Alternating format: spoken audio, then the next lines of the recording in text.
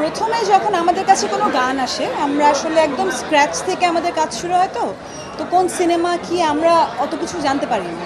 একটা গান এসেছে, এই লিরিক্স, এই গানটা আমরা জানতে পারি সিনেমার গান। তারপর আস্তে আস্তে আস্তে আস্তে প্রথমেই ইনিশিয়ালি আমরা জানতাম না ব্যাপারটা, বাট উই স্যাং দ্য সং, তারপরে তো আস্তে আস্তে জানতে পারি কিছুদিন পরে। জার্নি মানে স্মুথ কি স্মুথ না, আমি আসলে এটা সবার ব্যাপার তো বলতে পারবো না, কিন্তু আমি যেটা সবসময় বলি কনসিস্টেন্সি ইজ দ্য কি। আপনি যখনই শুরু করবেন ইন্ডাস্ট্রিতে কাজ করা, এটা ধরে রাখতে হবে। সবসময় একরকম যায় না, কখনো আপস অ্যান্ড ডাউন থাকবে।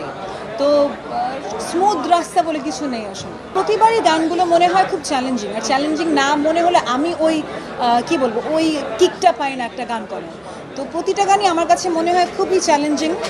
আমাকে আমারই ক্যাপাসিটিটা ক্রস করে গাইতে হবে, এটা আমি জানি। এই জন্যেই কখনো আইটেম নাম্বার, কখনো সফট, কখনো একটু রক প্যাটার্নের সং, সব কিছুই করার চেষ্টা করি। প্রতিটা জিনিসই নতুন, প্রতিটা জিনিসই খুবই challenging, and that works for me.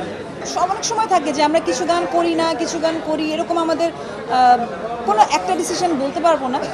কখনো কখনো আফসোস হয় কেন এটা করলাম না, কিন্তু পরবর্তীতে গিয়ে মনে হয় যে না, ইট ওয়াজ দ্য রাইট ডিসিশন। যখন যেটা আবার সেটা হয়, তো জন্য মনে হয় না যে কোনো স্পেসিফিক অ্যান্সার এটার আছে। আমরা যখন সবসময় আমরা নাচা আনন্দ করার মুডে থাকি না, কিছু সফট নাম্বারস থাকেই, কিন্তু সোলফুল যেগুলো গান থাকে ওগুলো আমরা রেগুলার শুনি। আর যখন আমাদের মনে হয় যে না, আমাদের কোনো রকম অনুষ্ঠান, কোনো রকম উদযাপন, তখন আমরা একটু ড্যান্স নাম্বারসগুলো শুনি।